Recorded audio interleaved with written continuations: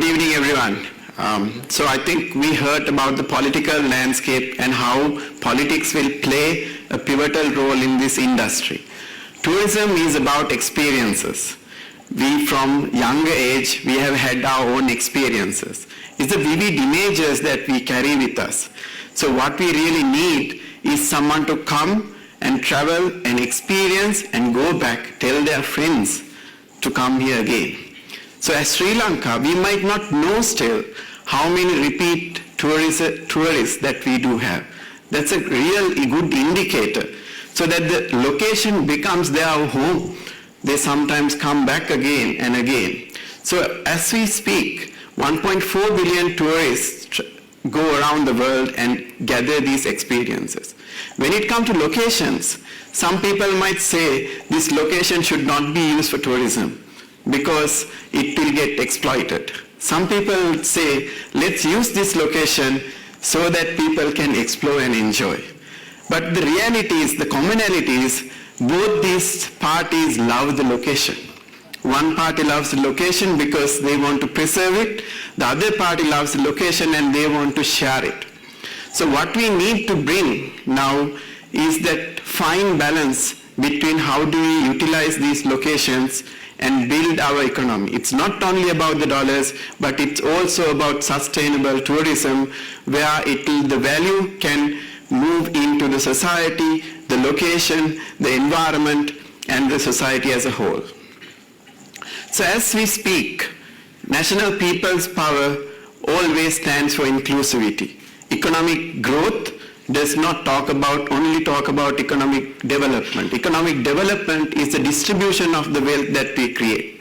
So this tourism economy is what we believe can touch so many lives and also help us to create a sustainable economic growth coming out of this situation that we are in. We are in a crisis. We might be fallen in a country that is at the worst economic crisis, but many countries and nations have developed from where they were to where they are today with the collaborative effort. So National People's Power stands for that. So today, over the last few years, we have been trying to build our economic policies. That's something that we as a National People's Power believe, a policy-driven country. So today what we are presenting to you is a framework that we thought what should be the key areas that we should be focusing in terms of developing this policy. But it's just a framework to get the debate started. We have all the experience gathered here and also who are watching us after today. We would like you to give your experiences, the inputs, the ideas, and help us create a national tourism strategy. A national tourism strategy is what we need, and that it should lead to a national policy.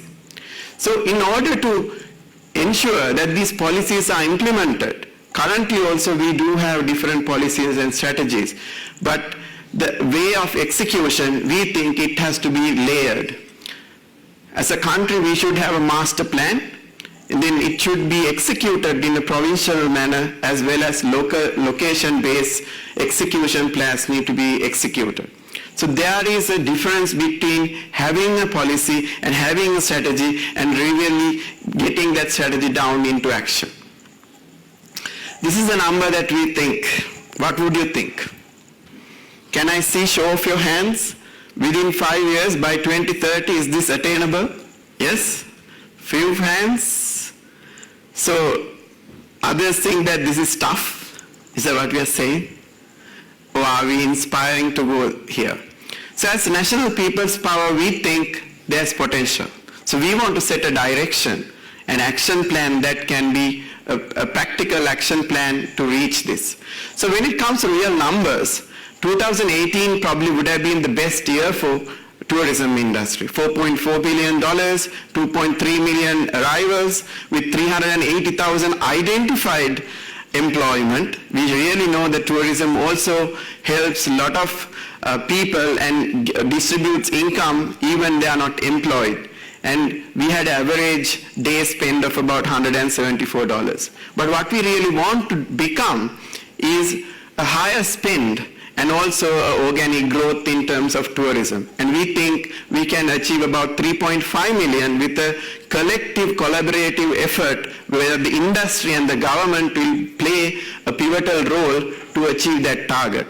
And that we need to bring different segments, different ideas and different products that can help us to achieve $243 per spend per day. Before we create any strategy, we need to understand why this potential was not being able to achieve even the industry was 5 decades old. We have been talking about tourism many years, and this is the same case for the IT industry and for the apparel industry. We have talked about our potential, but we never reached our full potential. The lack of a clear leadership vision, a visionary leadership is required, a vision that is shared by everyone, not only about the industry, but every citizen of this country.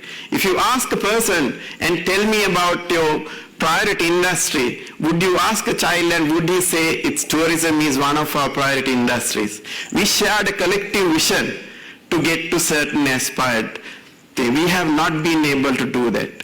And then our institutions, which has been established to develop the economy or the tourism industry, has been fragmented and disconnected. And also our research and development has been very low, that we have not been basing our strategies on science and statistics, that we have not been able to create enough products that can position Sri Lanka as an authentic experience.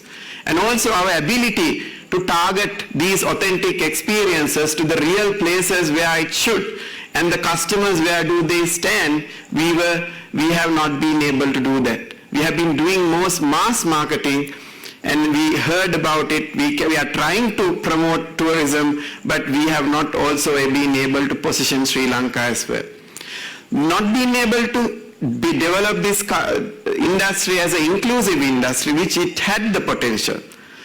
We have been excluding people. We have been excluding females out of this industry. We have been excluding different districts. We have been excluding different industries which could have coexisted with tourism, where the other industries could have benefited from tourism, where the tourism could have benefited from the other industries.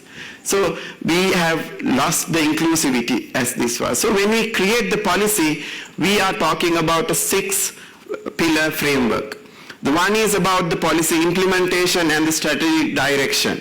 So we need to all be sharing a strategic direction and agree upon how we are going to implement this. A sustainable use of natural resources and the cultural resources we have. We are a small country. Our resources are very limited. It needs to be preserved for the future generation so that we can enhance and we can regenerate, or we can create more revenue or more income out of these resources, and whilst we sustain them. And the other piece is our workforce. What do we have installed for our workforce? Do we recognize this workforce in tourism industry as a priority workforce, and how do we develop and enhance them and ensure that they are secured at times of crisis? Innovative product development is another pillar that we need to be focused on. We need to use research, we need to know the sentiments of our tourists, and also use the authentic experiences we have and create these products so that we can position ourselves. The strategic destination marketing is going to be a key driver to enhance that value that we want to create. Not only about the number 3.5, we need to increase the spend also. So we need to identify the critical niche markets around the globe and then ensure that our marketing strategy takes a pivotal change. And also at last, it's about the infrastructure. The infrastructure and the ecosystem that will help tourism industry to flourish. It's really required. Tourism industry cannot sustain on its own. That is why a government needs to be playing a pivotal role, establishing the legal structures and the infrastructure that will support the industry. So when it comes to the vision, we have 4 words that can describe what National People's Power want to stand by. One is the priority industry. You heard from Anura Kumar Disanayaka, that's about this industry is going to be our priority, one of our priority industries. So every time there's a shock, every time there's an issue, we will ensure the government plays a pivotal role in protecting the industry. And the authenticity. We have enough things, enough and more things, and we have a culture, we have the location advantage, we have all the heritage and the environmental resources. Why do you try to recreate something Dubai is trying to do? Why do you want to recreate some Singapore is trying to do? We need to create an authentic identity. That needs to be part of our vision. That identity can be a location, or identity can be how you greet and treat. So again, it's about the sustainable growth. When you talk about sustainable growth, we need to ensure that the generation of wealth that generated in this industry get distributed sustainably to many places where it's due, and also our environment to be preserved and safeguarded for the future generations. And the other last piece is being able to create this industry as an inclusive industry, where the disabled people in this country can take part of it, where the females can take part of it, where the different areas of the districts, of the 24 districts, can be being part of it. It's possible. Even they don't have a location, we can create a location. If they don't have tourism already, we can ensure the tourists also be using in those locations. So this is the vision. And globally, it's understood the sustainable development goals is very much closely connected to tourism. Tourism is an industry that can touch all 17 sustainable development goals. And as developing nation, we are far away of achieving this. I don't know, maybe it's 100 years, 200 years if we go like this. There's no way to achieve the education standards. There's no direction that we will reach the sustainability or the environmental standards. So therefore, we believe if we put a plan according to sustainable development goals and aligned it with the development goals of our tourism strategy, we can ensure that Sri Lanka achieves these goals faster than it should. The centralized policy and decentralized implementation. Currently, we do have a structure. The yellow color ones are the structural institutions that we have under Ministry of Tourism. The Sri Lanka Tourism Development Authority, Sri Lanka Tourism Promotions, Sri Lanka Institute of Tourism and Hotel Management, and Sri Lanka Conventions Bureau. These are 4 institutes that are there. But we think there should be more institutes that's going to help us to execute this strategy. I think we mentioned earlier also the National Tourism Commission. It's very important. We have a problem. When every government change, the policy changes. When some minister change, the policy changes, the priority changes. We need to ensure that this commission upholds the strategy and also helps us to integrate all of the goals that we want to achieve as a country. And the Tourism Development Council to ensure that it drives and coordinates all these bodies that are embedded in the structure. So these are not exclusively what National People's Power want to put in. It's about you, this is for debate. You can define the purpose of these institutes, you can exclude these institutes, you can tell us to expand the scope of these institutes because we are in a journey to develop a policy. So this is initial thinking. However, these institutions may not work without the support of the stakeholders. So whoever you are, everyone who is gathered here, part of either of these stakeholders. It can be provincial tourism development teams, it can be industry associations, it can be NGOs or INGOs, it can be foreign or local bodies that support tourism, or it can be universities that who will help us in research and development that can enhance tourism to the next level. And also the community and the people around us needs to be part of this whole structure. The second pillar is about the sustainable use of natural and cultural resources. We do know that we need to preserve them. But do we consider about the carrying capacity of Sigiriya? Do we consider about the carrying capacity of Yala? How do we switch between different locations but also give the same experience, and within the different eras or the time periods of the year, how do we ensure these locations are optimized but not overutilized? And in terms of a controversial topic of, using islands for tourism development. There has been a lot of debate around it. But what we need to understand is we can use our preserved islands in terms of our locality, and which will be a competitive advantage, but it needs to be under a good governance body. And it needs to ensure that the legal system works. It needs to ensure the environmental protectionism works. It needs to ensure the marine life or the biodiversity is not killed. So it's not just that you sell the land. It's just that you manage the land. And it's the duty of the government and the tourism whole industry to ensure it's not only used for profits, but it's also used for the sustainability of the country. The workforce development and the job security is one of the key areas, because the workforce whom we are having today are the workforce that's going to take us into higher values of tourism. So the job security to the people who are mostly in SME sector, and how do we ensure that these people are protected? We know some of the jobs contains a lot of variable income, and when the times are bad, that variable income goes. So how does those people survive? And in terms of skill development, we need to have a skill scorecard for the country, that we ensure these are the identified skills for the running of the industry. These are the identified skills for the new additions or the value additions that we want to do. The research component has to be very precise.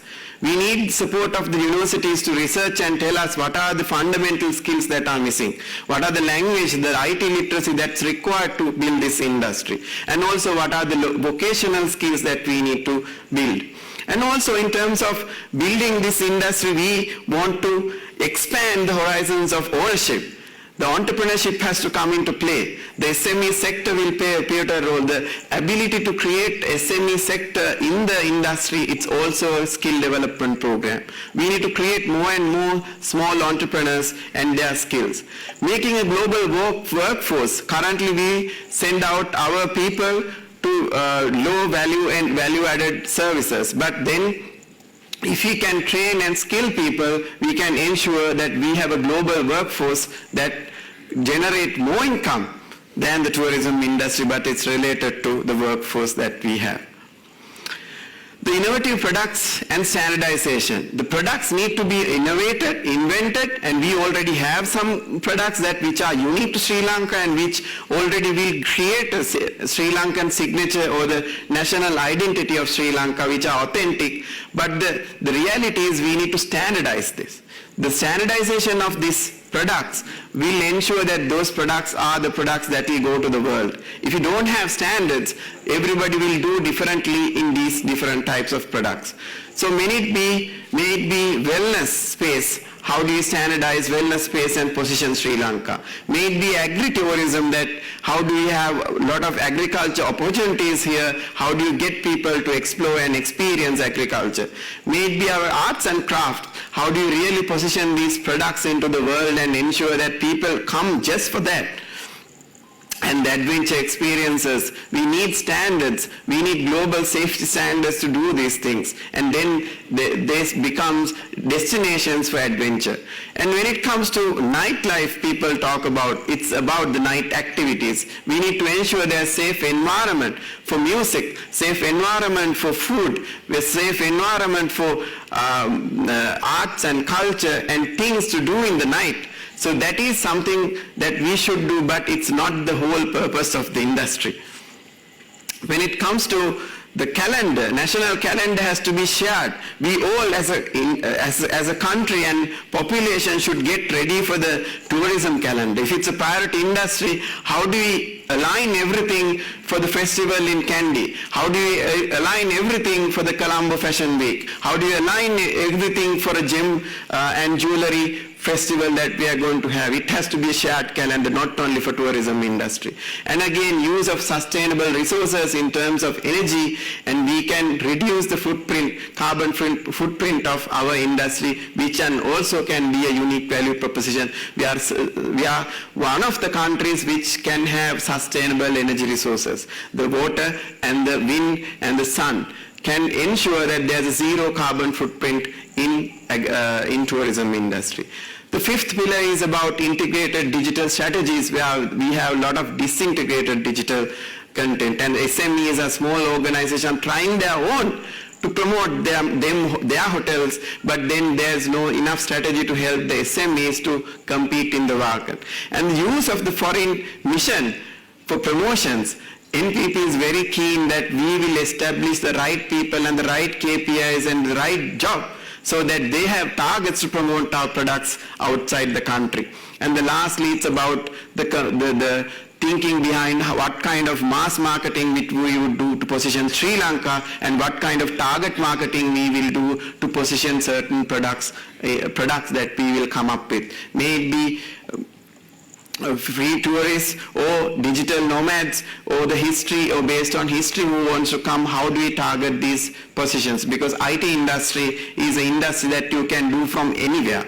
So if we can bring IT professionals to work 3 months, 4 months, 6 months here in Sri Lanka, that can be a very unique experience for them because the cost of living still is low compared to dollars earnings. Lastly, it's about the infrastructure. So from the carrier, the national carrier, where does it fly?